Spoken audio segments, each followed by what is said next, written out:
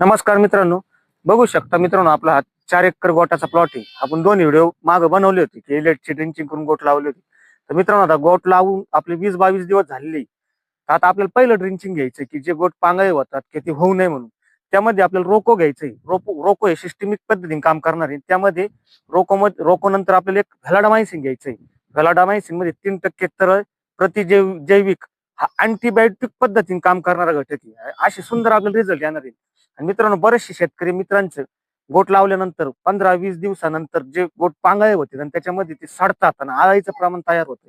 त्याचं नियंत्रण मिळवण्यासाठी आपल्याला हमला घ्यायचा आहे. एकरी 500 हमला आपण सोडल्यानंतर आपले जे आळे वगैरे किंवा गोट सडतं जागेवर, ते सडणार नाही. अशा पद्धतीने जर ड्रिंचिंग केलं तर तुमचे 100% गोट हे मरीला किंवा जे गोट साडतात किंवा पांगळे होतात ते पांगळे होणार नाही. येणाऱ्या काळात आपण परत 20 दिवसांनी एक ड्रिंचिंग घेणार आहे. त्याचा व्हिडिओ आपण बनवणार आहे. जे बऱ्याचशा शेतकरी मित्रांना पॉलिनेशनचा गोटाला गोंडे आल्यानंतर जो प्रॉब्लेम येतो, त्याला आपण एक कृत्रिम उपाय सांगणार आहे. ज्या ज्या शेतकरी मित्रांच्या प्लॉटमध्ये मधमाशी येणार नाही त्यावेळेस आपण परत एक व्हिडिओ बनवणार आहे. अशा पद्धतीने आपण उच्च प्रकारचं बी उत्पादन कांद्याचं करणार आहे. आणि ते सगळे व्हिडिओ आपण पूर्णतः गोट निघुसतं आणि उच्च प्रतीचं बी तयार होस तर आपण आपल्या युट्यूब चॅनल मार्फत सगळं शेतकरी बांधून आपण गायडन्स करणार आहे.